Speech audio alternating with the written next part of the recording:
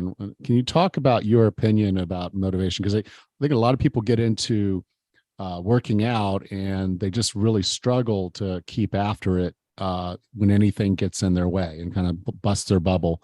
Can you talk about motivation? Yes, I think, I mean, motivation is, um, so I don't get into cheerleading. And I think really the best way to motivate people, it's the way our behavior develops, it's about cost versus benefit.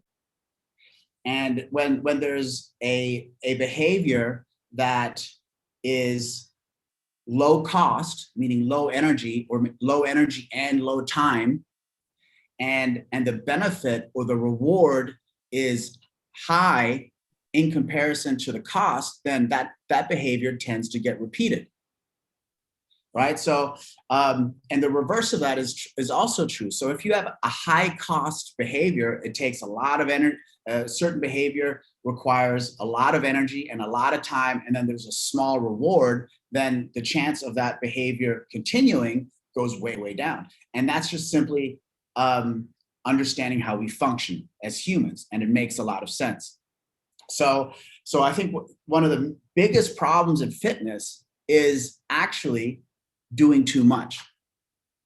And doing too much causes you to do too little, if that makes sense. Because in the beginning, in order for you to adapt and get results, you actually need very little, because it's a new form of stimulus. So, but what usually what we do is we go to the gym, we drive 20-30 minutes, then you're using a bunch of machines and doing strength training for, let's say, 30-40 minutes. Then maybe you're doing some cardio, and then you're driving home.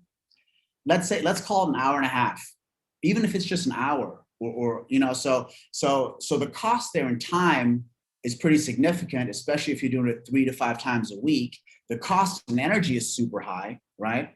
And it's much more than you need. So there's a really high cost in time and energy. Then you're probably super sore for the next 5 days, right? We've all experienced that. We did too much. Probably 10 minutes would have been totally fine. So now the behavior was high cost. You're getting punished for it.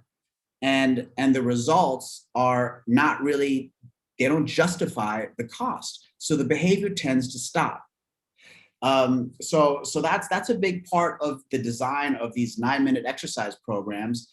Actually, in the beginning of these 9-minute, so Strong and Lean comes with 4 6-week cycles, and the 9-minute workouts in the beginning, they start easy actually, and you'll be surprised that, like, in the beginning, you actually need very little to make good progress, and doing more doesn't accelerate your progress. It just makes it less likely that you're going to stay consistent. So again, like, the way this exercise program is designed is with an understanding of how we adapt and how we function.